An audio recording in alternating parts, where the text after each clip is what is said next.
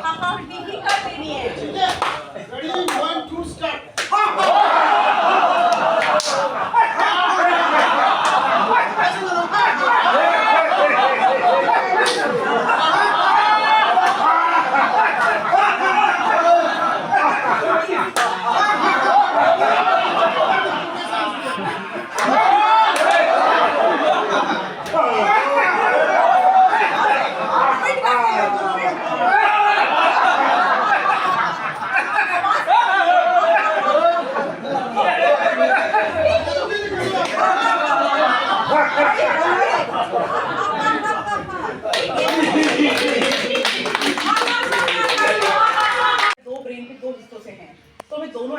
Generally हम left brain को बहुत एक्टिव रखते हैं और राइट बॉडी पोर्शन को एक्टिव रखते हैं, इसलिए हमारा राइट काम अच्छे से करता है और लेफ्ट काम जल्दी छोड़ता है करना।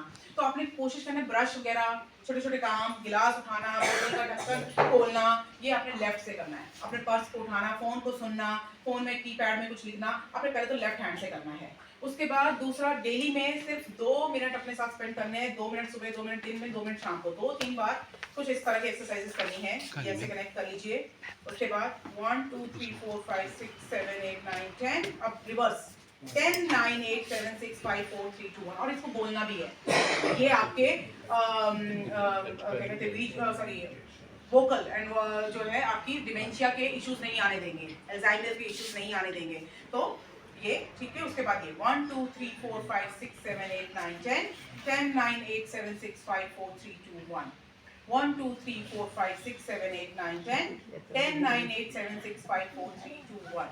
अगर जो नहीं कर पा रहे हैं कोई बात नहीं, मैंने भी प्रैक्टिस से किया है, प्रैक्टिस करनी है। इन 2 में आपको मुश्किल होगा लेकिन ये करना है, कितना फंक्शनल हो जाए। आप 3 महीने लगातार ये सब करेंगे तो आप फर्क देखेंगे खुद ही अपने कॉग्निटिव। सर ने हमारे, आप योगा इंस्ट्रक्टर हैं तो सर ने ये सारी ऐड करवानी है और सर इनको करवानी है। 3 महीने लगातार करवानी है, आप देखिएगा रिजल्ट्स।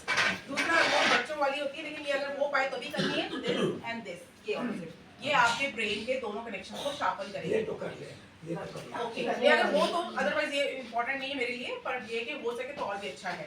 अब आइए नेक्स्ट पे, और एक और इजी वाली बात, पहले इजी वाली बता देती हूँ। 1 2 3 4, 1 2 3 4।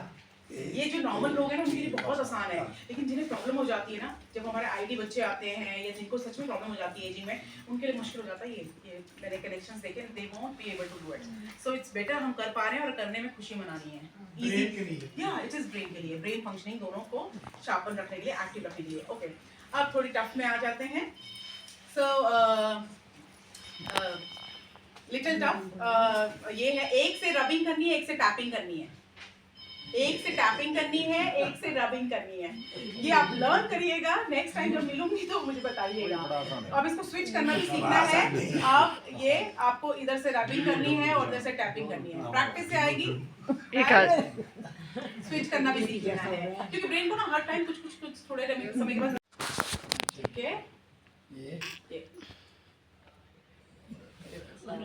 अगर मैं फोकस नहीं करूंगी तो गड़बड़ हो जाती है, ठीक है, ओके। हाँ, और दूसरी एक और अभी करेंगे, वाह वाह वाह वाह वाह वाह। ओके, तो ऑपोजिट करना है। अच्छा, दूसरी एक और है, आपको एट अ टाइम 3 फिंगर्स दिखानी है दोनों हैंड में। बहुत सारी है, आपको जो याद रहे सब करिएगा। आप सब इंटेलिजेंट माइंड्स हैं तो सारी की सारी कीजिए, ठीक है। ये ऑपोजिट एट अ टाइम 3 दिखानी है। फिर एक और देखिएगा। सो दिस इज दिस,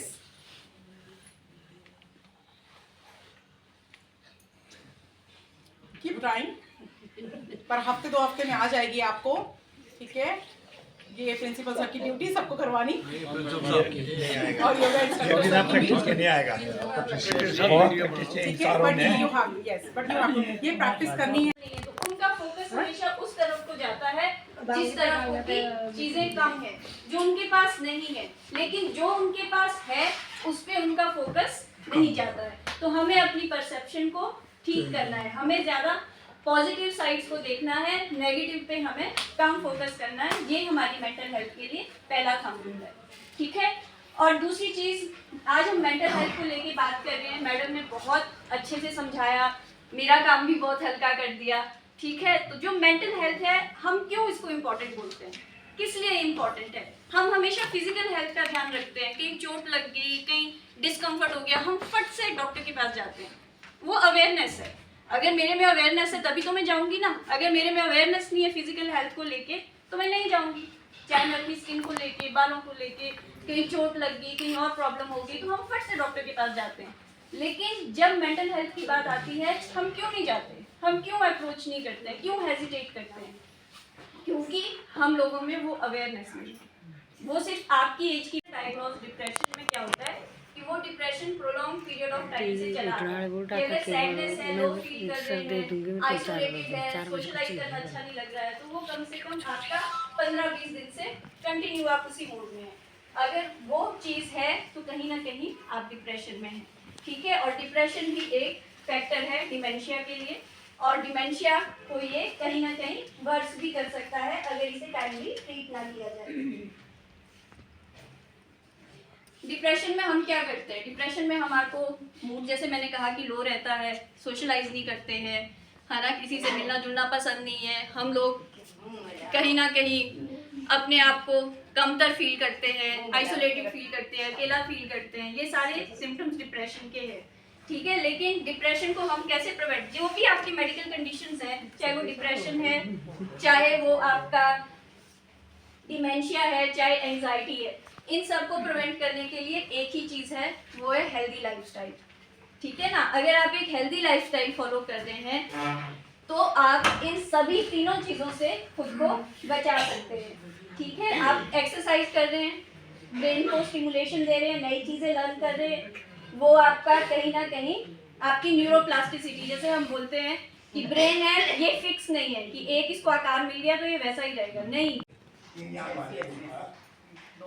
बाकी जहाँ जहाँ पर हम बोलते हैं ना कि श्रीलंका में कि रावण वहाँ कुछ पता नहीं उनको, रावण कुछ हुआ या हमारा इंडियन कुछ नहीं है।